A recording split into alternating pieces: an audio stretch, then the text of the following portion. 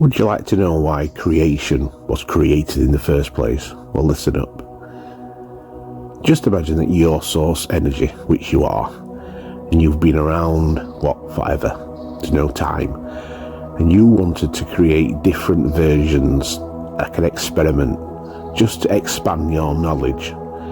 So, why not create a matrix, a time matrix, just like we're in, and encapsulate it? Let's imagine it as a huge sphere, as big as this universe is, of all the different dimensions in it, different realities in this.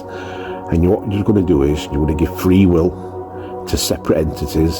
So you decided to give part of yourself and put part of yourself in every one of us, in every creature, in every atom, everything. And you put that into this matrix and you sort of sealed it up to a degree. And you just let it go and let the experiment, while being part of it, while experiencing every single atom of it, because your source energy is in everything. So it's creating it, but it's letting it run. It's letting it have free will. It's created duality, so it's separated divine, feminine, masculine, and with all the trials and tribulations what that's brought.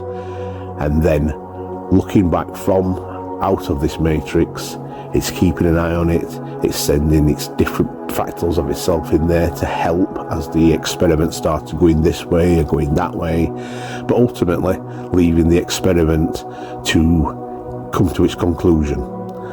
I think that is what this matrix is, and I've come into the knowing, and I think part of this journey, as I've said in other videos, is us realising this.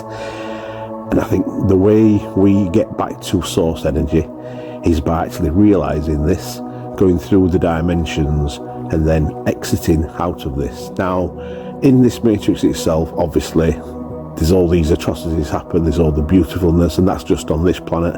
Imagine that times countless trillions of different places. So imagine the knowledge, what Source experienced. Then I think then this knowledge, and I think we, as in this matrix, I think this, I not just think it's a knowing what I've got the past few weeks.